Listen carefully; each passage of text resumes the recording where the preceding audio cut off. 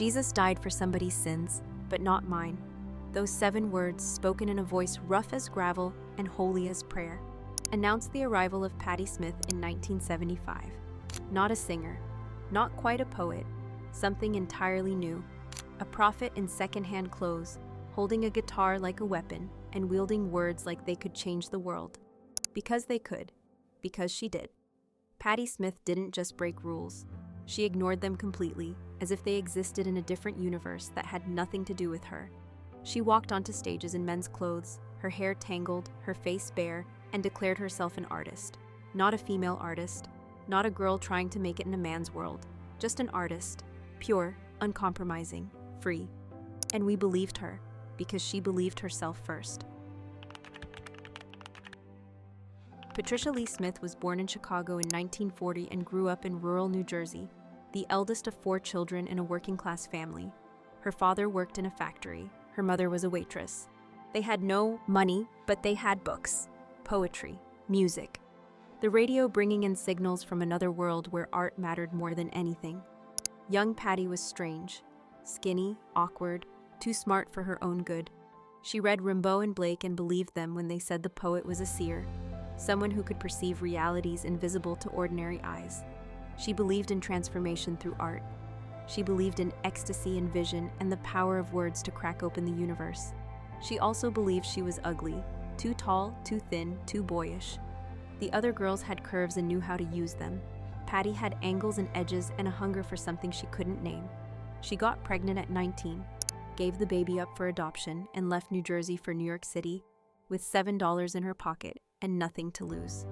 This is important. She had nothing to lose. That made her dangerous.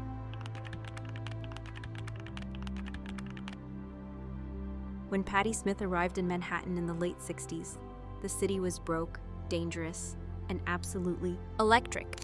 Artists could still afford rent in the Lower East Side. The Chelsea Hotel harbored poets and painters and musicians who lived on cigarettes and coffee and each other's brilliance. This was before gentrification, before money sanitized everything. This was when you could be poor and an artist, and those 2 facts were often the same thing. Patti moved into the Chelsea Hotel and met Robert Mapplethorpe. This moment deserves pause. Robert was gay, struggling, searching. Patti was straight, struggling, searching. They became lovers, then best friends, then artistic soulmates. For years they were inseparable, living together, creating together, surviving together.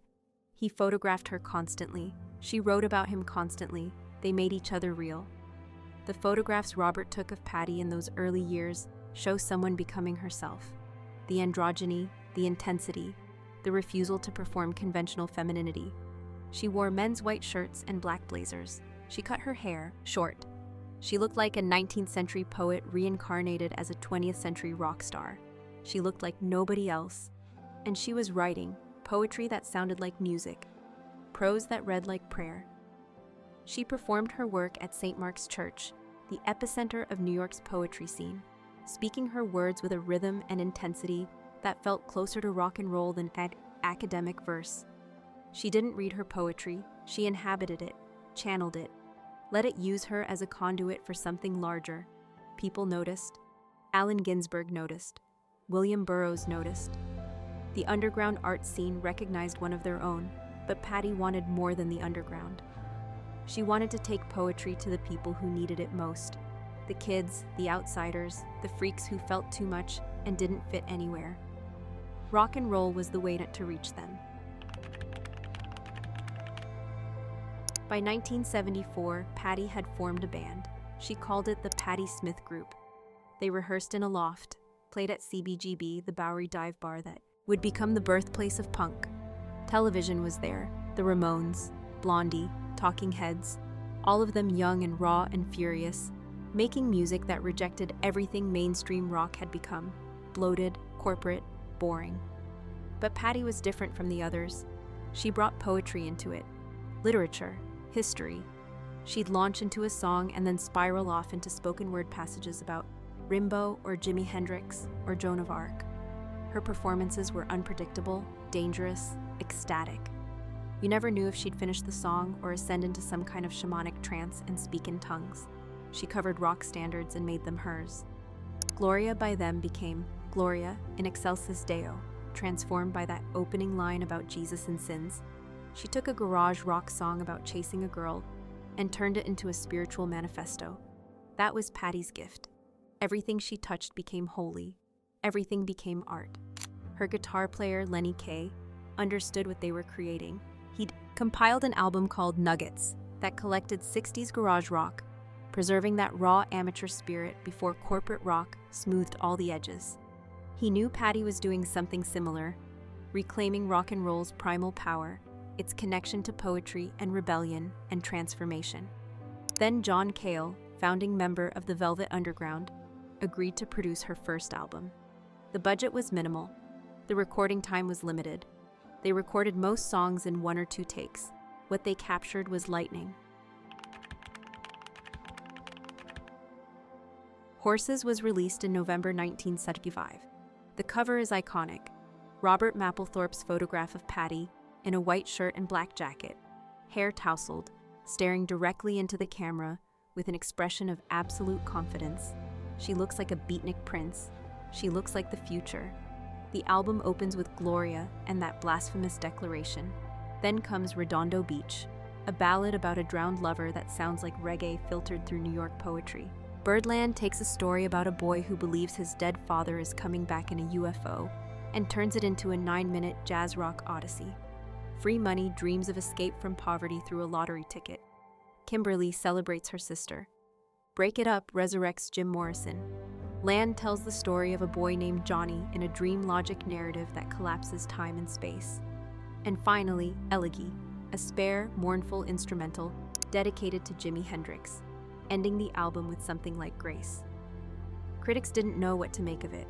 Was it rock, poetry, punk before punk was named? Yes, all of it, none of it. Horses existed outside categories, and that was precisely the point. Patti Smith had created something that couldn't be contained or classified. She'd made art that was raw and intellectual, accessible and challenging, female and masculine, sacred and profane. The album didn't sell millions immediately, but it changed lives. Every weird girl who didn't fit in, every kid writing poetry in their bedroom, every person who felt too much and thought too hard. They heard Horses and realized they weren't alone. Patti Smith had made space for them in rock and roll, had proven you could be smart and raw and feminine and powerful all at once.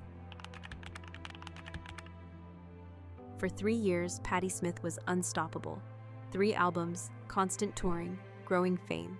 She became the face of the New York punk scene, the poet laureate of CBGB. Critics called her the future of rock and roll. Then in 1977, during a concert in Tampa, Florida, she fell off the stage, fell backward into the orchestra pit, and shattered 2 vertebrae in her neck. She was 29 years old and suddenly faced with the real possibility of paralysis, of never performing again, of losing everything she'd built. She recovered, slowly, painfully, wore a neck brace for months. When she could move again, she recorded another album, Wave Tink, in 1979. But something had changed. She'd met Fred Sonic Smith, guitar player for the MC5, Detroit's legendary proto-punk band.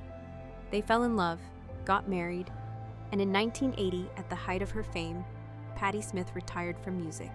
She moved to Detroit, had 2 children, became a wife and mother, lived quietly in the suburbs for 16 years while the rock world forgot about her and moved on. Critics called it a betrayal. How could she abandon her art, her mission, her audience? But Patti understood something they didn't. She wasn't abandoning art. She was living it, making space for love and family and ordinary days, proving you didn't have to destroy yourself for your art, that you could step away and still be whole. Fred died in 1994 of a heart attack. 2 months later, Patti's brother Todd, also a musician, died suddenly. Within weeks, she'd lost her husband and her brother, the 2 men she'd loved most in the world. She was 47 years old with 2 teenage kids, and suddenly, devastatingly alone. So she did what she'd always done. She wrote. She played music. She came back. Her 1990s album, Gone Again, is a monument to grief. About a boy mourns Kurt Cobain. Summer Cannibals rages against violence. The title track addresses loss directly, unflinchingly. It's not an easy album. It's not supposed to be. It's real grief transformed into art, and it's beautiful precisely because it's painful. Patti began performing again, touring, writing books. Just Kids, her 2010 memoir about her relationship with Robert Mapplethorpe, won the National Book Award. It became a bestseller, introducing her to new generations who'd never heard horses, but recognized truth when they read it. The book is a love story, not just romantic love, though there's that too. It's about artistic love, the love between two people who saw each other clearly and encouraged each other's becoming. Robert died of AIDS in 1980, another devastating loss. Just Kids was Patti's way of keeping him alive, of honoring what they'd created together. She followed it with M-Train, a meditation on loss, creativity, and the sustaining power of coffee and detective novels. Then Year of the Monkey, written during the chaos of 2016, another book that refuses easy categorization. Memoir, poetry, dream journal. Yes, Patti Smith is in her 70s now. She still performs, still writes, still shows up with her guitar and her poetry, and her absolute refusal to compromise. She played at the Rock and Roll Hall of Fame when she was inducted in 2007, and when she forgot the lyrics to Because the Night mid-performance, she stopped, apologized, and started over. No pretense, no excuses, just honesty. She performed at the Nobel Prize ceremony when Bob Dylan won in 2016 and couldn't attend. She sang Dylan's A Hard Rain's A Gonna Fall, and got so overwhelmed with emotion that she stopped mid-song, apologized to the room full of dignitaries, and started again.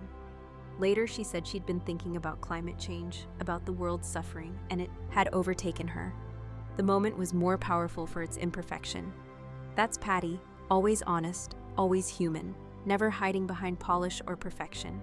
She's on Instagram now, posting pictures of her coffee and her books and her travels. Old punks find this hilarious and perfect.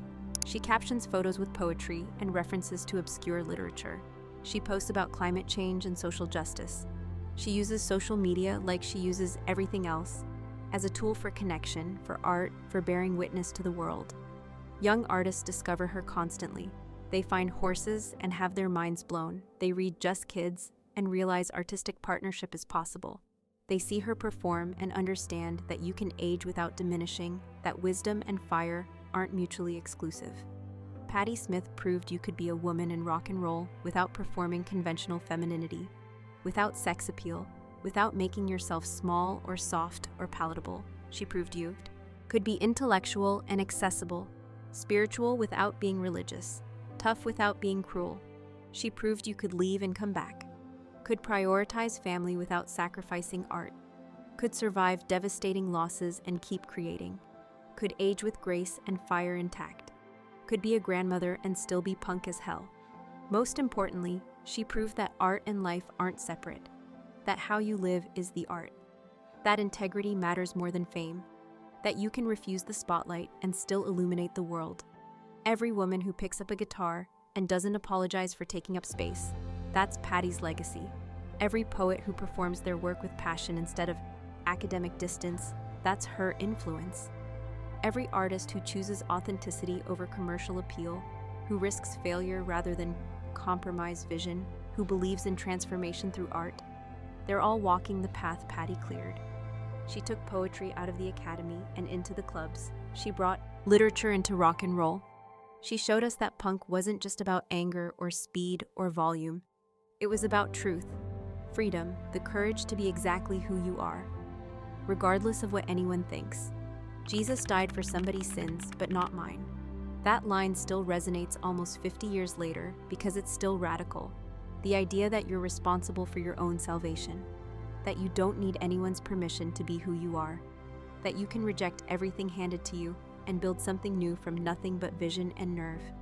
Patti Smith walked onto stages with her skinny frame and tangled hair and announced herself as an artist, and the world had to adjust its definitions to accommodate her. She made space where there was none. And in that space, thousands of others found room to breathe, to create, to become.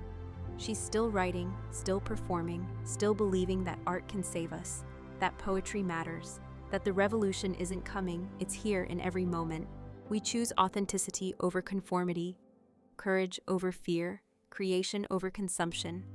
Patti Smith didn't just change music, She changed what was possible for women, for artists, for anyone who ever felt like they didn't fit. She proved you don't have to fit. You just have to be real.